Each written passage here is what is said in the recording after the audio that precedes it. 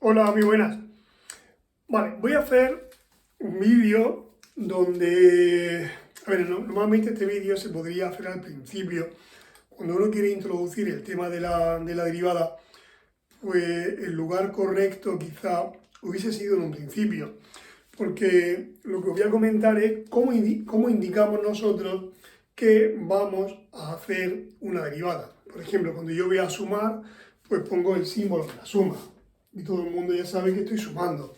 Si quiero restar, pues le pondré este símbolo y todo el mundo sabe lo que voy a hacer. Pero ¿cómo indicamos que voy a derivar? Vale, pues nosotros en matemáticas tenemos varias maneras o utilizamos varias notaciones para indicar una derivada. Vale, la derivada, el problema es que la derivada ha tenido, se le presumen varios padres, pero son varios los matemáticos que han trabajado y que han desarrollado, digamos, lo que es el tema de derivadas. Entonces tenemos varias notaciones para indicar una derivada. Cada una se debe pues, a uno de los matemáticos pues, que ha trabajado en el tema este de la derivada. Entonces, voy a indicar varias, pero sobre todo dos, que son las dos que se usan con más frecuencia. Una es la que posiblemente utilicéis, es la que se ve al principio, y la que se utiliza con más frecuencia, que es la que utiliza la comilla aquí arriba. ¿Vale? Cuando veáis una comilla arriba, eso va a indicar que estamos haciendo una derivada, en este caso la derivada de lo que sea la y. Vale, esto se debe a un matemático llamado Lagrange. ¿Vale? Y es una terminología, una notación bastante utilizada por su simplicidad. Vale, otra derivada, otra notación. Vale, esta se debe a uno de los que se presumen padre de la derivada. La derivada, pues, ahí hay un debate entre, o sea, en lo que es la comunidad matemática, quién fue el padre de la derivada. Bueno, pues sucede que dos grandes matemáticos, uno de ellos posiblemente mucho más grande que el otro, uno de ellos entre los 5 mejores matemáticos de todos los tiempos, que era Newton, uno de ellos fue Newton, y se utilizó una forma de indicar la derivada, y el otro fue Leibniz. Leibniz no era malo, pero posiblemente no llegó a la altura de Newton. Bueno, pues una forma de indicarlo se debe a Leibniz y la otra forma se debe a Newton. Leibniz utilizó esta, que está muy bien, por ejemplo, voy a poner así. Bueno, si os dais cuenta, aquí aparece una B, una F, una B y una X. Y esto se leería la derivada de la función f con respecto a x.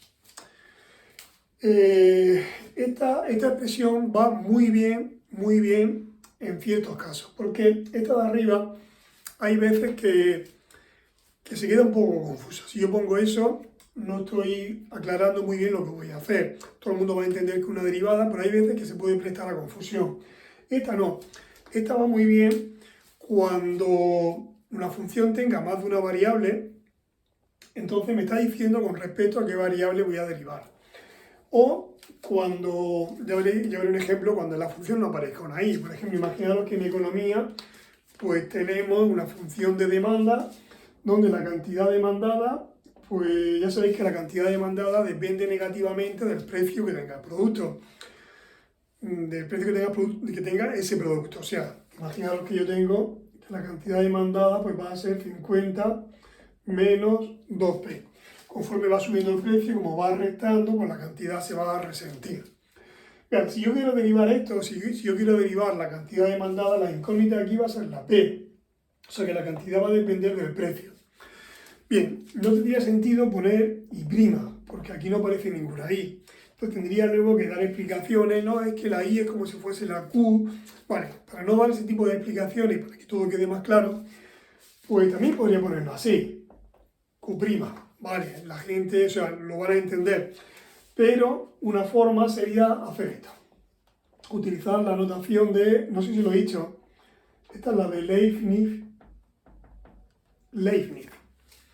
Bueno, pues sería la f y la x están puestas aquí, bueno, ahora os diré cuál es cada una. La f va a ser la función, la variable que hayáis puesto aquí, en este caso la cantidad. Aquí yo pondré la derivada de la cantidad. Y la x esta de aquí aquí no tiene sentido porque aquí no hay ninguna X, se pondría, la X sería la variable que aparezca aquí. En este caso aparece el precio, pues se pone el precio abajo. A esta variable, la que está en esta parte, se le llama variable independiente. Y la variable que está aquí, esa es la variable dependiente. ¿Por qué dependiente? Porque esa va a depender del valor que tome la que está aquí. Si aquí la P vale 1, pues la cantidad creo que sale 48, pero si la P vale 2 y hacéis la operación saldrá 46.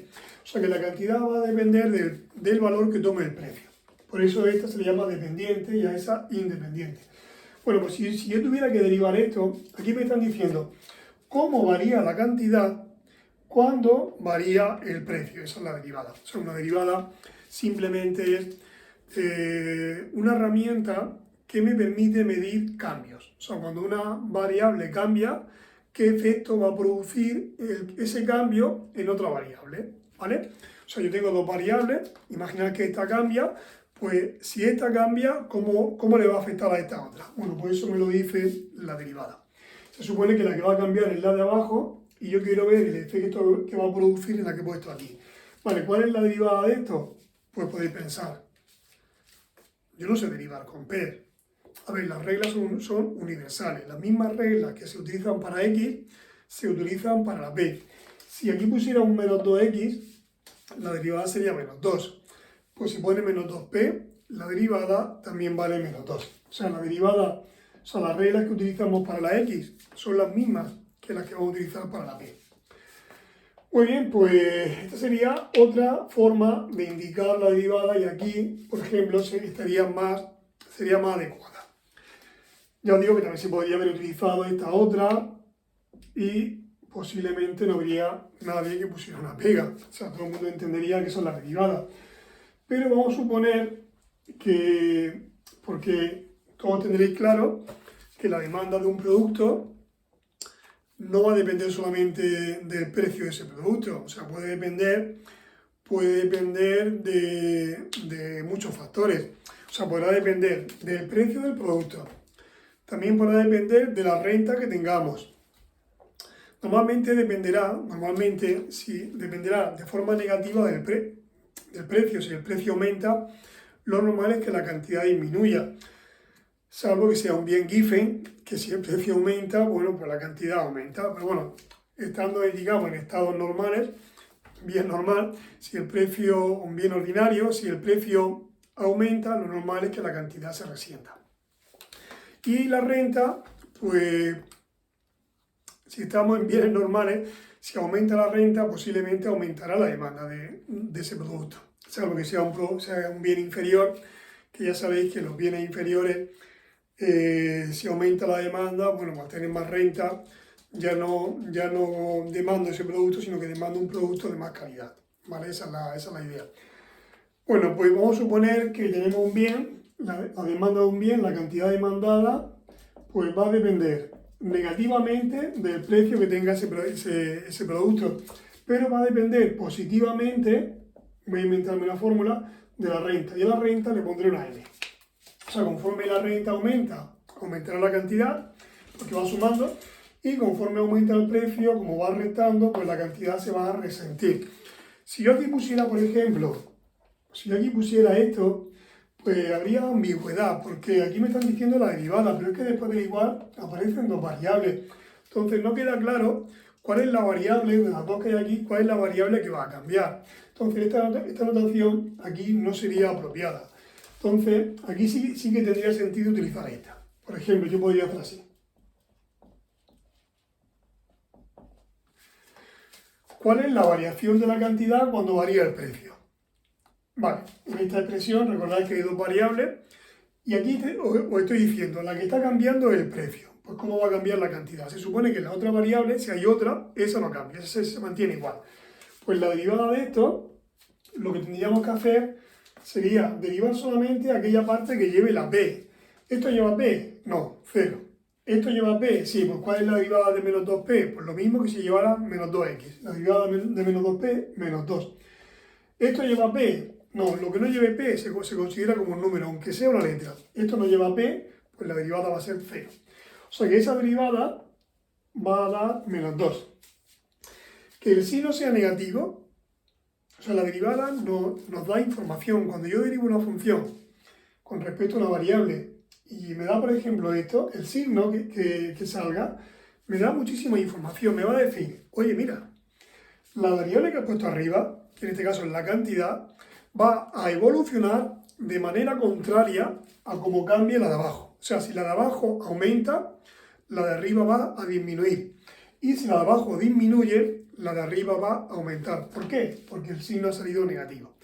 O sea que la derivada me dice cómo va a cambiar y en qué sentido se va a producir el cambio. Si yo hiciera la derivada con respecto a la otra variable, que es la m, tendría que indicarlo así. ¿Vale? Si yo derivara con respecto a m, aquí estoy midiendo cómo cambia la cantidad cuando cambia la renta. O sea, si mi renta aumenta, ¿eso en qué va a afectar a la cantidad? Pues eso me lo va a decir la derivada. Pues tendría que derivar todo lo que aquí llevara m. ¿Eso lleva m? No, pues 0. ¿Eso lleva m? No, 0. ¿Eso lleva m? Sí, pues ¿cómo se deriva 0,5m? Pues lo mismo que si fuese 0,5x. La derivada de un número por x es el número, pues la derivada de un número por m es el número. 0,5, ahí va a salir 0,5. Como el signo sale positivo, significa que la cantidad y la renta van a evolucionar en el mismo sentido. Si aumenta la renta, aumenta la cantidad, y si disminuye la renta, disminuirá la cantidad. Pues, ¿vale? Luego hay otras formas de indicar la derivada. Por ejemplo, Newton, que fue posiblemente, o sea, uno de los padres de la derivada, al igual que Leibniz, pero utilizaron métodos distintos y se supone que los dos llegaron al mismo resultado, a la derivada, pero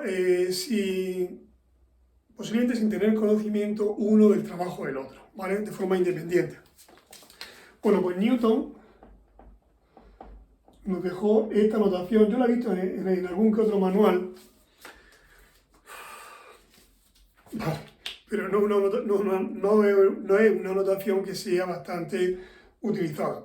Vale, yo la he visto en ciertas asignaturas de matemáticas, sí que la he visto, pero ya os digo, en asignaturas muy concretas de matemáticas, ¿vale? De lo que es la carrera de matemáticas, sí que he visto en alguna que otra, he visto esa notación. Y ya está. Y luego hay otra, estaba pensando en esta, que es poner una variable y aquí abajo poner esto. Bueno, pues eso, otra forma de indicar una derivada. Vale, ese creo que se debía, creo que era Cauchy. Creo que era Cauchy, ¿vale? O sea que tenemos esta de aquí, que la puse antes así, esta de aquí y luego esta de aquí, por ejemplo. Son 4 formas de indicar una derivada, pero las dos más utilizadas esa de ahí, ¿vale? La de arriba es la que más se utiliza, sobre todo al principio, porque solamente nos vamos a encontrar con funciones que dependen de una variable, pero esta de abajo, ya os digo, esta de abajo recoge información que no recoge la de arriba, porque abajo, cuando la función depende de más de una variable, me está diciendo, como yo lo que quiero medir el cambio, qué efecto produce el cambio de una variable en la otra, pues si yo tengo varias variables, pues me está diciendo cuál es la que cambia y cuál es la que quiero medir el cambio. O sea, aquí me está diciendo, si cambia el precio, qué efecto va a producir en la cantidad, ¿vale? Muy bien, pues aquí tenemos 4 formas de indicar la derivada, aunque las 2 primeras son las que más se suelen utilizar. También he visto, es la misma que esta, pero en vez de poner una D, le ponen la letra delta, he utilizado una letra del alfabeto griego, pero es la misma que esta, ¿vale? O sea, en vez de cambiar la D, la cambian por la delta, ¿vale? Muy bien, esta es la misma que esta, ¿eh? Pues ya hasta el siguiente vídeo.